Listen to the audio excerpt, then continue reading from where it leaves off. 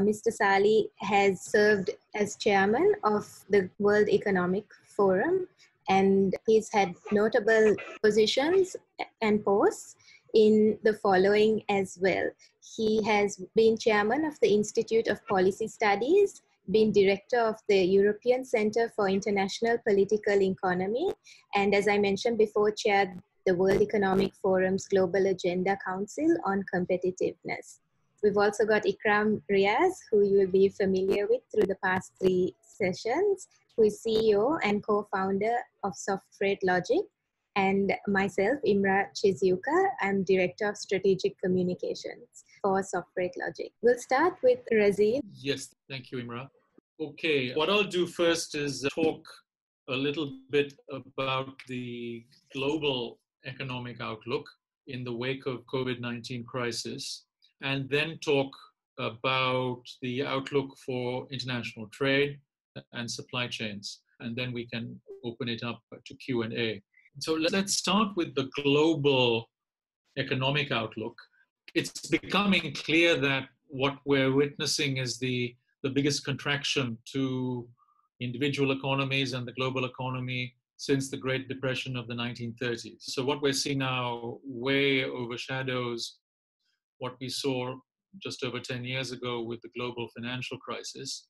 The International Monetary Fund came out with its annual World Economic Outlook forecast in April.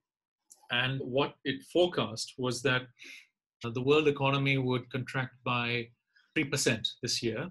It contracted by hardly anything during the global financial crisis.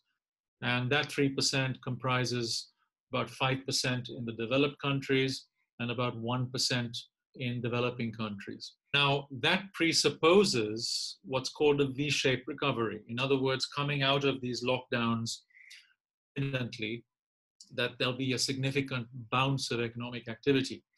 Now, it's pretty clear by now that that's not going to happen. Rather, what we're going to see is a prolonged and very slow recovery, if it's going to be a recovery at all, this side of the arrival and utilization of a vaccine around the world, which could be, at least a year to 18 months away, possibly longer than that. The reason for that is pretty clear. In economic terms, there's a supply problem and a demand problem. Because of the uncertainty of the virus, people are not going to go out and spend money, even if they're free from curfews and lockdowns. And on the supply side, businesses are simply not going to invest, certainly not in the way that they were investing before this crisis. So those IMF estimates of, to remind you, a global economic contraction of about 3% this year already look far too conservative. And it's more likely that we'll see a contraction maybe in the region of 5 to 10% globally, more in the rich countries, a little bit less in the poorer countries. Now, what I also mentioned in the first bullet point is that this slump is going to be synchronized around the world. This is one big difference between the crisis now and the crisis of the global financial crisis 10 years ago. Then the world economy was essentially saved by China in particular, but also other developing countries, including India, that continued to grow fast, even though the West contracted. This time around, we're seeing a contraction around the world in rich and poor countries. And the IMF forecasts for China and India, for example, already look inaccurate. It's quite likely that India will contract by up to 10% this year, given what's happening there. And in China, we'll see probably a smaller contraction, but a contraction nevertheless, which China hasn't seen since the Cultural Revolution. And that's going back about 4 decades. So that's the really bad news to begin with. And as I said, it's probably not going to be a quick rebound coming out of these lockdowns and curfews this side of a vaccine, and that's some time away. Second point is, part of this global slump is, as you've seen in your businesses, a collapse of a combination of global trade, travel, and tourism. I'll talk more about that in a little bit more detail in a moment. The final bullet point, we're already seeing that this crisis is having very unequal effects, both within countries and between countries. So within countries, in the West and elsewhere, it's hurting the poor and vulnerable much more than the upper middle classes and the rich.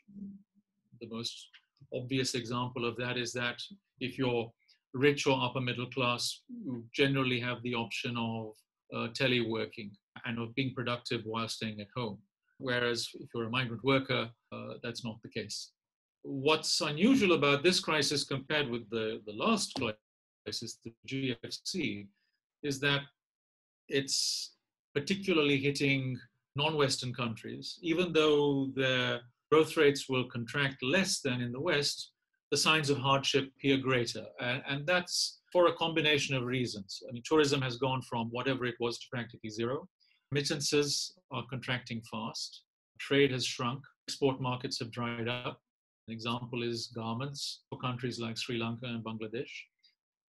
And there's been enormous capital flight. About $100 billion of international capital has left these countries since this pandemic struck in late January, early February. And compounding all that, these are countries that, with dense populations in many cases, it's much less able to socially distance. Health systems are much worse, and welfare safety nets are much more rudimentary, sometimes hardly existent or non-existent. So it's going to be that much more difficult to cope than it is for a typical rich Western country. What we're probably going to see around the developing world is a series of sovereign debt defaults. So what's already happened in Argentina, Lebanon, Venezuela is likely to happen with many more countries. The IMF estimates that developing countries need about $2.5 trillion to cope with this crisis, whereas the funds that are available from the IMF and other international organizations are puny in comparison, in the order of $50, $100+ billion. And many poor countries are already highly indebted going into this crisis and simply won't be able to cope. So what are governments around the world doing in response to this crisis? Again, let me make some general observations before I talk about trade issues in particular.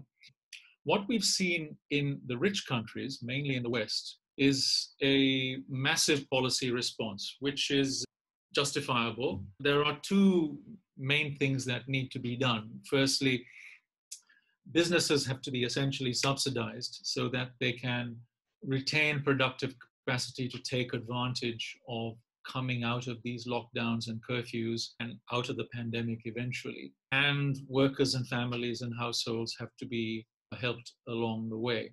So what we've seen in countries that can afford to do this, and that's pretty much Western countries that are richer and with welfare states that are reasonably advanced, is a massive stimulus. Central banks have intervened massively, essentially by printing money and buying government debt, which also keeps interest rates down. And governments themselves have introduced massive fiscal stimulus programs, a combination of wage subsidies, unemployment benefits, loans and grants to businesses, bailouts, and so on. And it's about $17 trillion of stimulus have come from governments in the West. And of course, what this is doing is adding to public debt massively. The Western governments were already much more indebted as a result of bailouts during the global financial crisis and in its aftermath.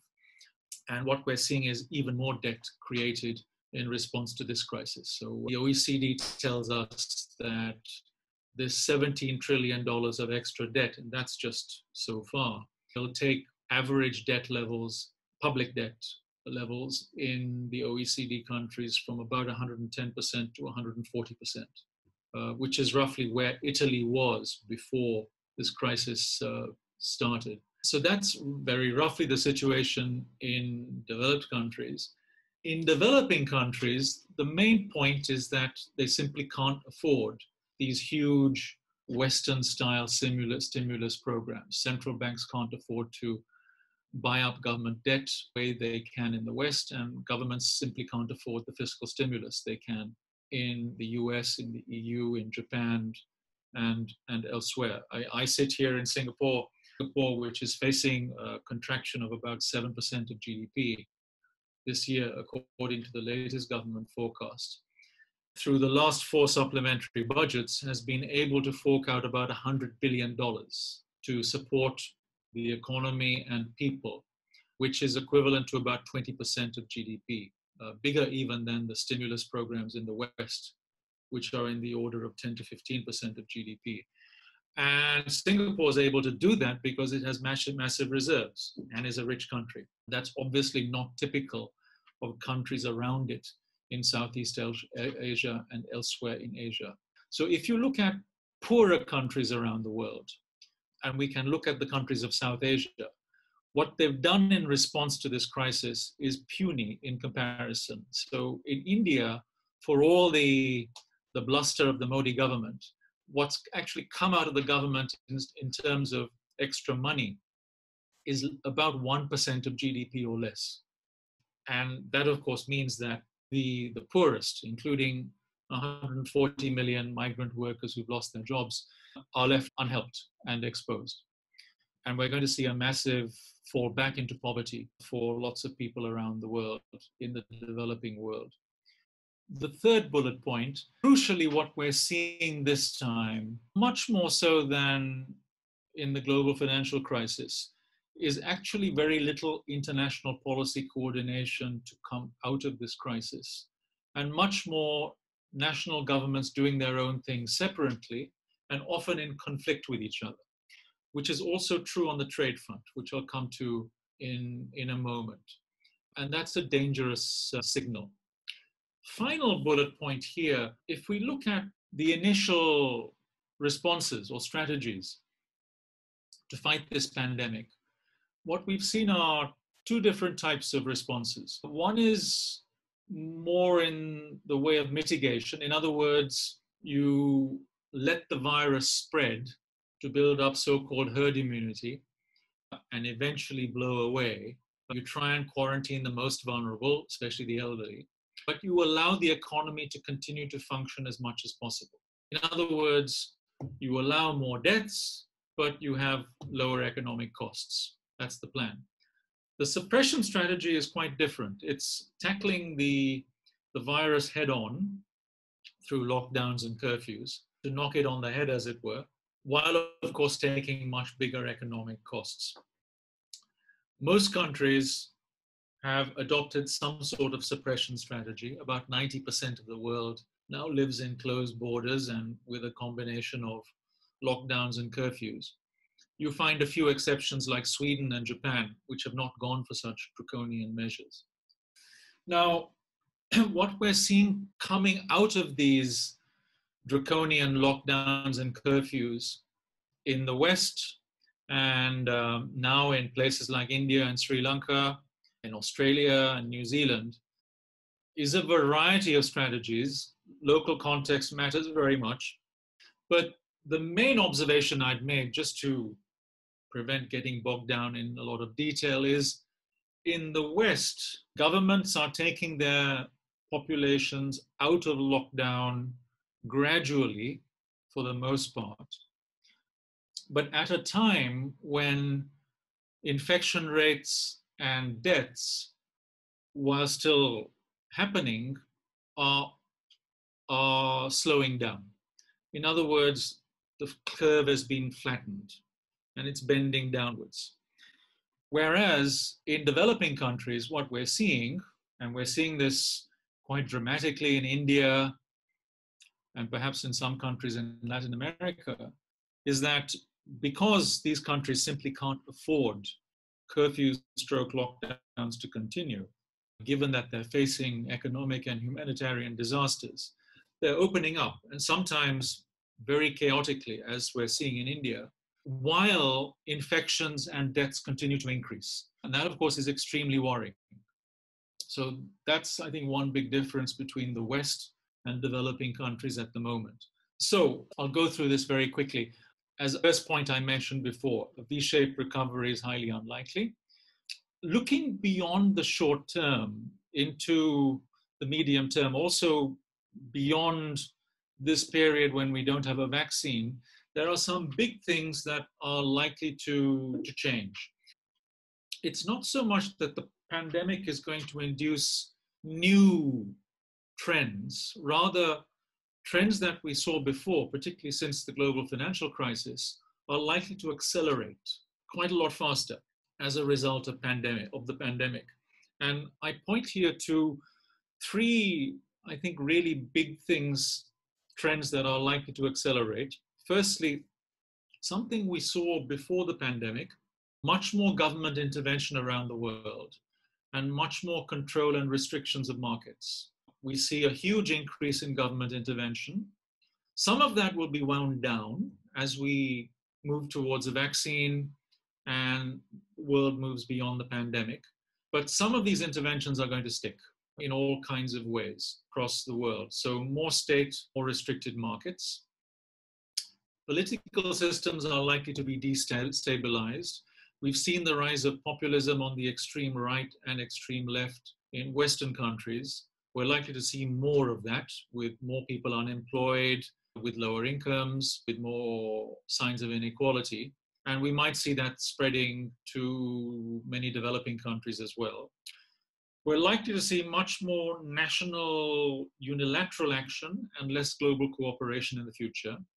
And finally, we're going to see more tension and conflict in global politics or geopolitics, particularly the US versus China, and that's going to be even more destabilizing. So we're, I think, moving into a new mercantilist era as opposed to a liberal era, and there are signs that it will be more harmful or malign. Let me now talk more specifically about the global trade effects and outlook, both short-term this side of a vaccine and medium-term beyond the vaccine.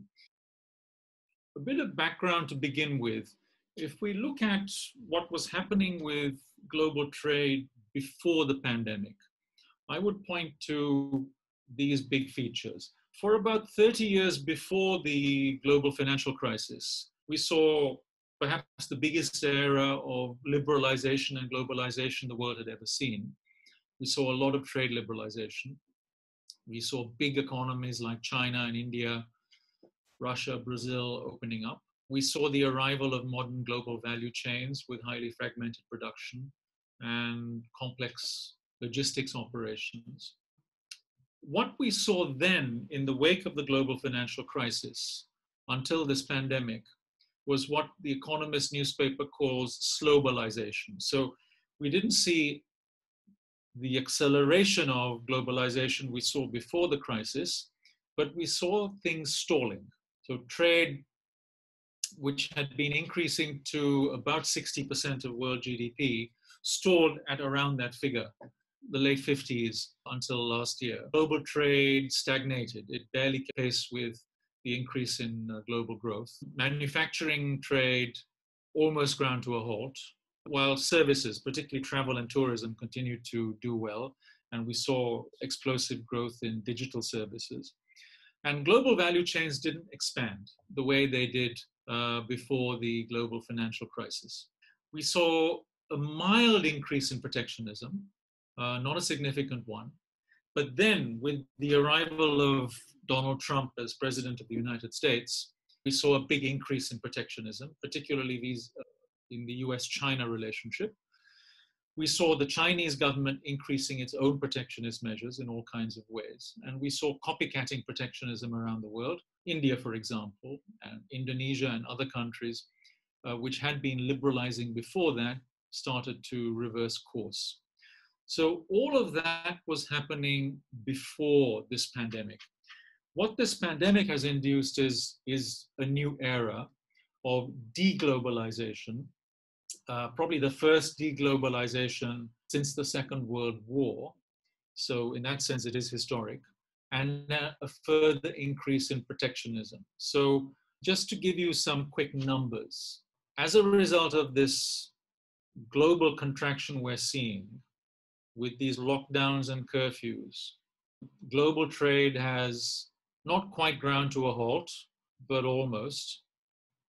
And the World Trade Organization's forecast, which is very approximate, is that global trade will contract this year anywhere between 10 and 30%. Now, in 2009, in the wake of the global financial crisis, it contracted by 10%. This time, it's probably likely to be more in the region of 20 to 30%. And one big difference, there are really two big differences in the trade contraction now compared with the GFC contraction of trade. Firstly, it's synchronized around the world.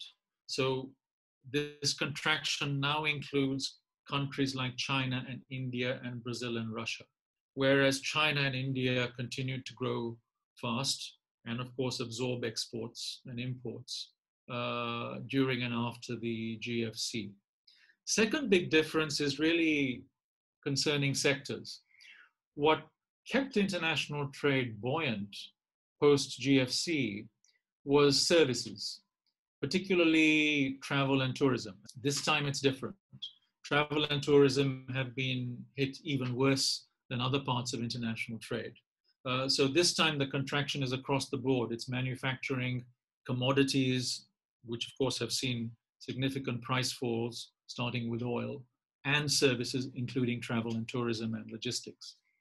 It's not just trade, it's foreign direct investment. The forecast from UNCTAD is that foreign direct investment will contract by anywhere between 30 to 40% this year. International remittances will contract by about 20%. That's the forecast. So it's a really big deglobalization, at least in the short term. And to make that worse, we're seeing an increase in protectionism. We see that, for example, with export bans on face masks. And we're seeing countries now starting to impose restrictions on foreign ownership and all kinds of things. Let me now go into an outlook for international trade in the medium term. That's to say, looking beyond this short-term scenario before a vaccine is utilized around the world to a post-vaccine outlook. And this fits in very much with the outlook I mentioned in the last slide. We're going to see much more government intervention, much more controlled markets, most likely, and we'll see that on the trade front as well. Now, before I go into that, let me just highlight a couple of historical lessons. There's a negative lesson and a positive lesson from the historical record. The negative lesson is this. If you have more protectionism on trade and foreign investment and on the movement of people around the world, most likely you are going to slow down a recovery or indeed make a contraction worse. That's the negative lesson from the Great Depression of the 1930s. The positive lesson, very much from coming out of the Second World War and indeed from recessions after the Second World War, is that if you liberalize and globalize, as it were, that will accelerate your recovery. Now, the signs are, I think, unfortunately, both in the short term and the medium term, that governments are going to follow more the negative lesson than the positive lesson. And that informs the 3 points I'm going to make now on the trade outlook beyond the vaccine. So the first point is this: we're probably going to see an increase of protectionism on trade and foreign investment, also more controls on migration, lasting beyond this immediate pandemic crisis. One reason for that is that a lot of the new interventions that governments are introducing domestically, involving a lot of new industrial policy. So for example, lots of subsidies in the form of bailouts of particular firms and sectors. Well, these are for national firms. It's likely much of this will stick, and that they will involve discrimination against foreign competitors. So industrial policy will spill over into protectionism through subsidies, public procurement restrictions, standards, ownership restrictions for foreign companies, through more stringent screening requirements, lots of new tariffs and non-tariff barriers. So I think we'll see more of that into the medium term. Second point is we're going to see a lot more national unilateralism, as I call it. In other words, governments acting on their own. So what we're seeing on face masks and medical equipments will, I think, spill over into other sectors that will be deemed strategic, in quotation marks. And we'll see much more restricted scope for regional and global cooperation. Third point, and some of you, I think, may want to explore this more in discussion, is that we are going to see an accelerated reorientation of the global supply chains of multinationals and other companies. Now, this was already beginning to happen before the pandemic. So the key example is this. Many companies, multinationals, were beginning to diversify their supply chains out of China. So for example, in garments, we have companies who were investing more in places like Vietnam and Bangladesh because of the cost, the rising cost of wages and other costs of production in China. In addition to that, the Trump tariffs were also pushing them to invest in Vietnam in particular. Now, we're going to see an acceleration of that kind of diversification with more companies looking to lessen their dependence on their production in China as part of their global supply chains. Now, in many sectors, it's not going to involve a wholesale move out of China because they have big sunk costs. So much of their production is already in China, and there are genuine advantages to keeping such production in China. Not so much to do with wages, but to do with infrastructure and other efficiencies, which are difficult to replicate in countries like Vietnam, India, and elsewhere. And of course, the size of the Chinese market, scale economies help. But what we'll see is, if you like, China +2+3 strategies, where companies will actively move parts of their supply chains out of China to diversify them in order not least to diversify political risk. So political risk is now becoming much more important, and China is becoming a much bigger political risk factor because of protectionism elsewhere and because of the more restrictive policies the Chinese government itself is pursuing to promote its national champions. So diversification out of China, which will inevitably increase costs. So to use the buzzword now, because companies will favor more resilience over cost efficiencies, see costs increase and they will be passed on to the consumer. Second phenomenon, I think, is an increasing regionalization of supply chains in some sectors. So, for example, in auto and auto parts, we'll see what's already been happening. Multinationals relocating production closer to their core home or key regional markets. So Mexico for the United States, Eastern and Southern Europe for core Western Europe. Easier to do in autos, for example, than in areas like garments and furniture, toys, even consumer electronics. If the markets are close by, say in other parts of Asia, then that's easier to do, but not if they're further away, for example, in Europe or the United States. And then onshoring, in other words, moving production back to home markets like the US and the EU, will happen, but I think that's going to be much more limited because of the cost issues. And when they do happen, they will involve primarily automation. In other words, robots with security guards, but not big job creation. So I think we're going to see an acceleration of these trends in global supply chains with, of course, huge implications for the whole logistics ecosystem. So to conclude, I think we're genuinely moving into a new era of trade mercantilism. Much of it, I think, will be harmful. So the name of the game will have to be damage limitation and finding opportunities where they arise in a much more difficult environment. Thank you, Razeen. I'll start off by drilling into a layer of the global supply chain Razeen talked about and share some trends for key transportation modes listed on the screen. And I'll start by sharing from the air industry. So I'm going to break the air industry into passenger and cargo. So on the passenger side of things, airlines are generally forecasting trends using advanced bookings. So these are electronically done, and this is generally the parameters of which how airlines plan schedules and their budgets. So considering travel bans and restrictions, it is now not possible for these carriers to do this. So from a carrier point of view, well, all known airlines are in big trouble. Based on research we've done, you have Lufthansa, which is a German carrier, and the latest news is that the German government has given them an 8.5 billion bailout package and has acquired 20% of the stake. Similarly, we have other national carriers or Western carriers like Air France, KLM, American Airlines, United Airlines, and Delta Airlines, all having sought state aid. So it's again echoing what Razeen said about stimulus packages and the West doing that. And we are seeing that being happening with airlines, and the big airlines also taking advantage of that situation and going for basically getting funds. Comparing the Western carriers, I'd like to relate that with the Middle Eastern carriers. They are generally the ones competing, and we all know they are state-owned.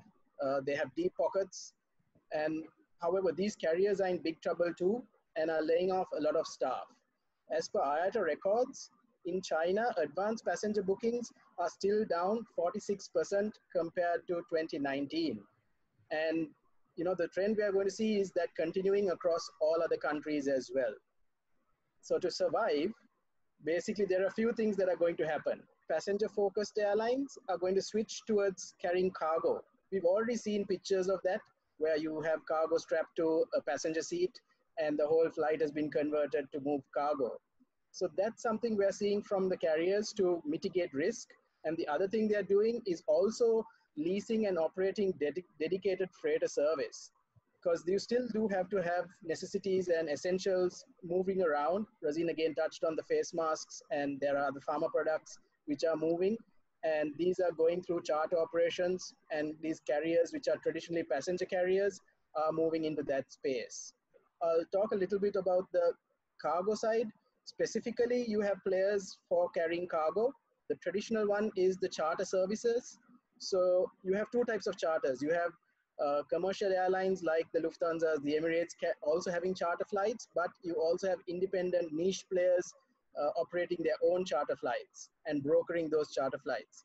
So you're going to have that, and that's a growing area for that particular niche industry. They're seeing a huge demand in business and volumes, but again, very small compared to the larger picture of what's really happening around the globe. The other people that are getting into the space are large integrated express carriers. So these are basically examples of FedEx, UPS, and even Amazon coming into this space. So whilst air charter service companies are friendly or somewhat neutral, you'll have the very big integrated carriers being a threat to traditional freight forwarders and freight forwarding. So that's our outlook a little bit on the air freight side. And going towards the ocean freight, again, a very similar outlook. Out of the top 10 carriers, ocean carriers globally, 6 of them have already are seeking state government aid. And that's again 43% of the market share. Again, echoing Razeen's sentiment, it's Western carriers mostly, but here there is also a mix of certain Far East carriers in the same boat. To mitigate loss from their point of view, they're trying to basically manage capacity better. Many of these ocean carriers have gone through bad times, and especially in recessions, and they've learned from those lessons. So they don't see that consolidation from their point of view is required because they've done it. But now they're going to move into capacity management. And from a carrier's point of view, it appears that they have reached the bottom of a downward trend. That's what we're hearing from companies like Hapag-Lloyd. And there is also the example of the Alliance, which is a group of shipping lines getting together and having a service. And here again, we are seeing sufficient demand and them introducing and reintroducing certain services. However, It should be noted that although these things are happening with the ocean freight side, there are still a lot of blank sailings. And another company or two companies getting together is called the 2M, is another one that has slashed trans-Pacific cargo capacity. So for freight forwarders, what does this mean? I think there are two things, a little bit positive. The first being that you will have a lot of goods moving from air freight to ocean freight purely because of price. With all those charter flights operating and the squeeze of a supply of space on aircrafts, there are absurd prices of air freight taking place. So a lot of that is going to spill over to ocean freight, and that's going to be an opportunity for certain freight forwarders to pick up. The second one is we are hearing a lot of things around that goods are ready, they are manufactured, but are unable to be shipped due to local trucking challenges and congestions in container freight stations. So once restrictions are eased, we are seeing that again. I would like to draw on what Razeen is saying, like in India, it's been happening, whether it is organized or disorganized, there's a lift on the restrictions taking place. And once this is done, again, freight forwarders have been optimistic that there's going to be some movement of cargo being moved around. It's not going to be to the scale of what it was, but it is some small light at the end of the tunnel, I would say. So finally, with regard to disruption, there isn't going to be much anticipated in the ocean freight side, but things could be different if there is a second wave around COVID-19. The last mode of transport I would like to touch is intermodal. And here, before I go into the specific intermodal modes, I want to touch on cybersecurity. Cybersecurity has become critical, and there are various high-profile ransoms taking place with shipping lines like MSC, freight forwarders like Toll Global, and even port authorities like the Adani Group being affected. So we are going to see these taking place, and that's going to again cause some disruption to the supply chain and the movement of goods. But here again is an area where all companies, irrespective of size, have tightened their security standards and are doing it very slowly. So around that background, you're having trucking and warehousing being in high demand, mainly due to domestic consumption. So I have to keep referring back to what Razeen said. So it's going to go towards smaller metros, and larger cities are not going to have that kind of big warehousing anymore. It's going to go to more hub and spoke models, and again, smaller warehousing operations in smaller metros, where there will be a continuous consumption, but again, closer to the final point of use. So considering all these changes is going to take place, I have put a last point of the Incoterms. We see that those are going to change because the way movement of goods is going to take place, because the way trucking and warehouse is going to change, and the way finally the decision is going to be made. So you're going to have people being cautious around taking ownership and responsibility because of regulatory practices, because of payments. So there is going to be a change in Incoterms, and that's another thing which we would encourage the freight community to look out for and seek for opportunities. So that's the quick background from my side on some of these main transportation modes that is taking place today, and just to give you all some background into what we see is taking place from a bit more of a niche area of this whole part of the supply chain. Yeah, and here, Imrah, I'm just going to put you online just to speak related to a few statistics you've done research on. Yes, so I'll just very quickly talk about the outlook for the three segments Ikraam outlined, and we'll take it to the end of the session. So with air freight, as you can see, this is the latest IATA report that was released. So yes, there's going to be a drop every quarter. The advantage is that it's looking like it's going to increase quarter by quarter. So Q2 is going to see the biggest drop, but a little bit of a recovery, hopefully, at Q3 and again at Q4. Overall, the loss of revenue is estimated at about $314 billion, which is a 55% reduction on revenue. This has a lot to do with the impact of the passenger flight segment, as Razeen mentioned before as well, on tourism and travel. As those plunge, it affects the air freight. Moving on to sea freight, overall, with the global recession in view, there's an estimate of a 5% contraction. I think this is being quite modest. As Razeen said, this is probably going to be a lot more. And full year-on-year demand is looking to drop by about 10%. What this means is that there will be a big loss of volume, but if, like Ikraam said before, carriers can manage to maintain their freight rates, then the overall loss we're looking at to sea freight is about $800 million. But in the event that they are unable to hold the rates, then we're looking at about $23 billion loss. Given past experiences by carriers, it is very highly likely that they will hold the rates and they will have more blank sailings to manage this and reduce their capacity. In case global trade decreases further, then there will be more blank sailings and cancellations. And finally, with intermodal, so the spot savings index estimated a 14-month low as a part of their preliminary reading in April. And what this shows is that as savings plunge, it offers a first snapshot as to how much intermodal can save a shipper. So overall, global intermodal was expected to gain by 8.9% for 2025. This is mostly because of regionalism, like both Razeen and Ikraam pointed out before. Even though anticipated capacity can cause some increase, overall the price gains from intermodal is going to be very low. And one positive thing though is that this will cause trucking companies to also handle their capacity differently. And as they reduce their capacity, this will increase freight demand. So hopefully by 2021, there'll be a small flip in pricing power back to truckers next year. So that's just an overview of the three modes of transport. While we wait for questions to come in, we have received a few questions during registration. So we'll just start with that. The first one is that many sectors are somewhat interlinked in one another and have directly related global supply chain and logistics. For a country like India, due to its global presence in the market, is it advisable to compare one sector with another while forecasting? For example, automobile and textile, at a time when most countries fear global recession. This is from Mr. Muhammad Ali. You have any outlook there? Whether it makes sense to compare different verticals such as automobile and textile to get an outlook of what the economy will be like? Or do you think Sure. that sort of comparison is? And I think the person who asked the question wanted to know about India in particular. Would give briefly a two-part answer. The first part is that sectors across the board are going to be affected by this global contraction and slump. So that affects supply and demand of cars and trucks alongside garments and of course the fabric that goes into producing fabric and yarn that goes into producing the garments.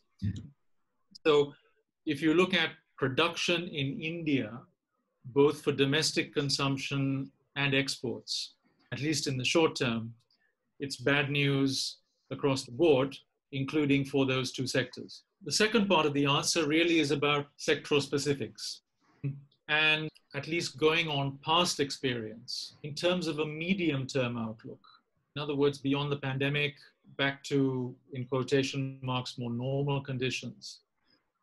For a country, well, for India in particular, I think the outlook in cars and car parts is probably going to be better than it is for garments. And I think the reason for that is very much about government policy, regulation, and the business climate.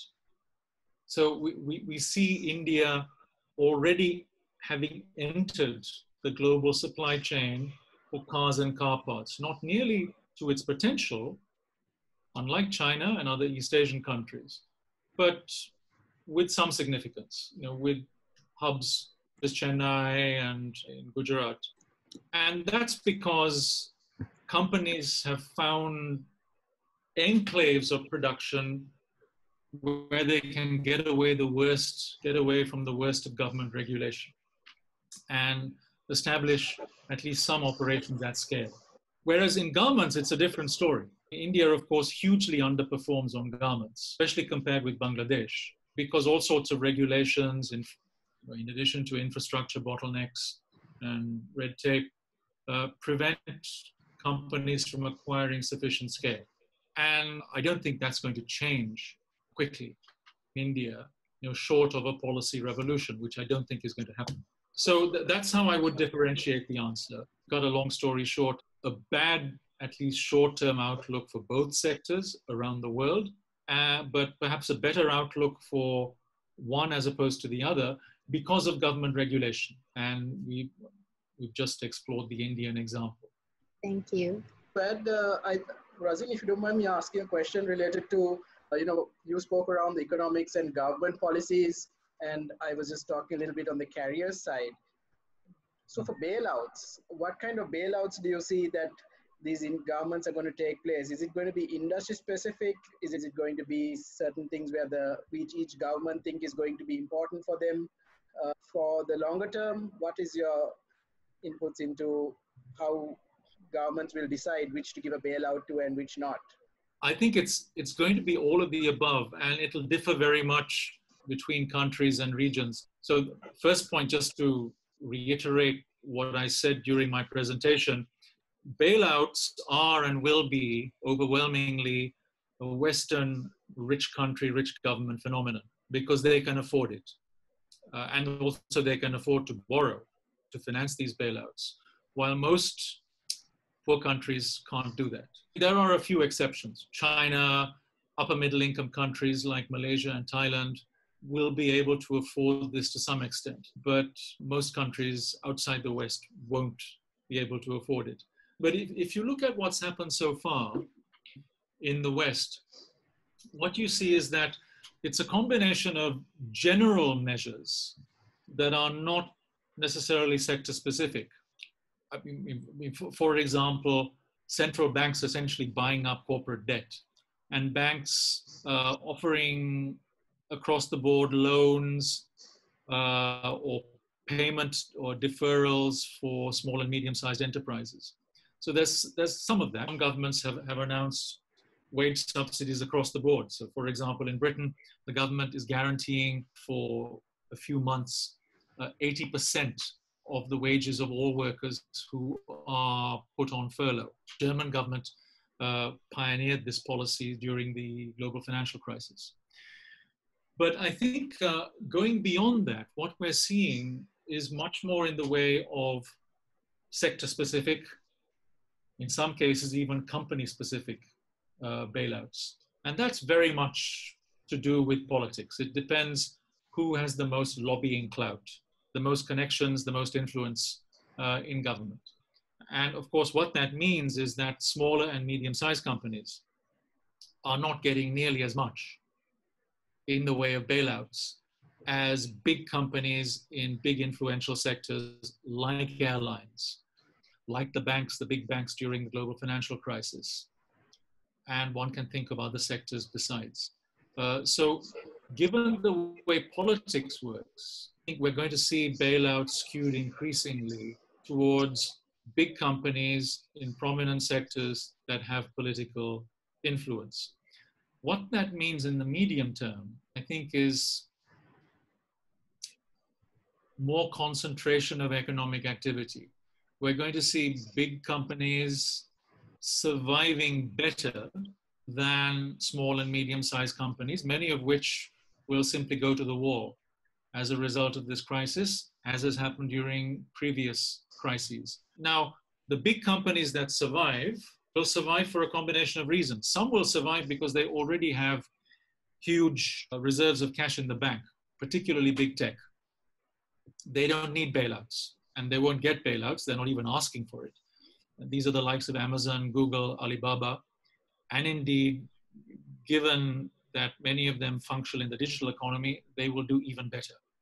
And they have the cash reserves to fund ever bigger investment programs in the future.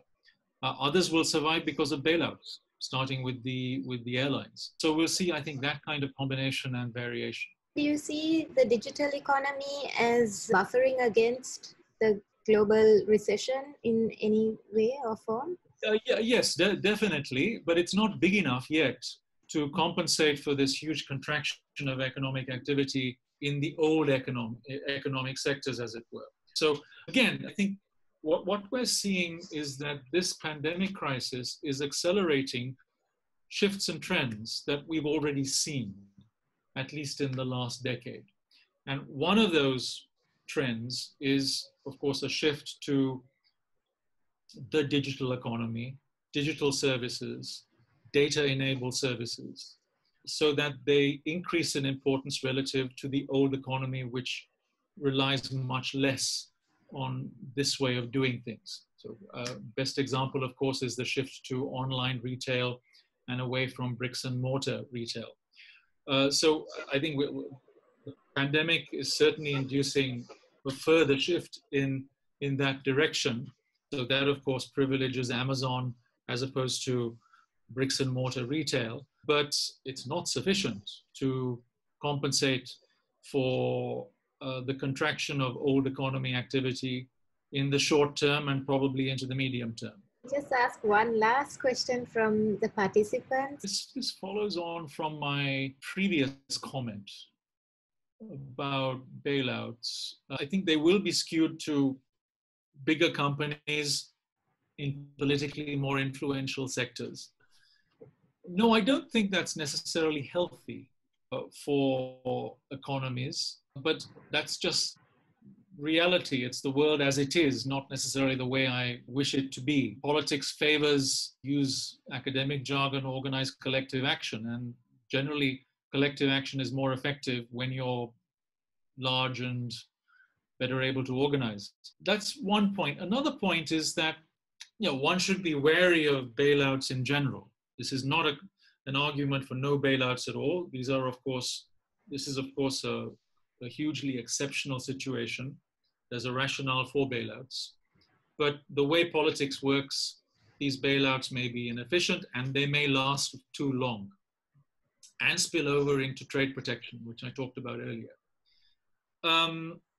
And they can be inefficient even when it comes to SMEs, because the way a market should work is that a crisis, a recession, or even something, a really big or great recession like this one, should be an opportunity to have churn.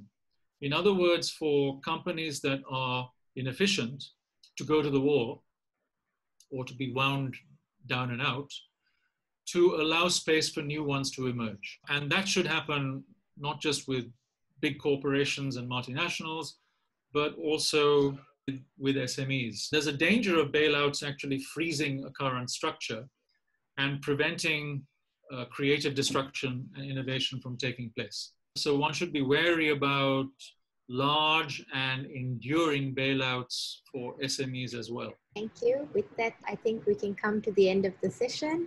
We thank everyone for their participation, and especially Mr. Razeen Ally. Thank you for giving us your time today and being our keynote speaker in this session.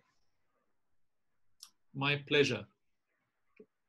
Thank you again, Razeen, from my side as well. Appreciate you accepting the invite and speaking at our webinar series.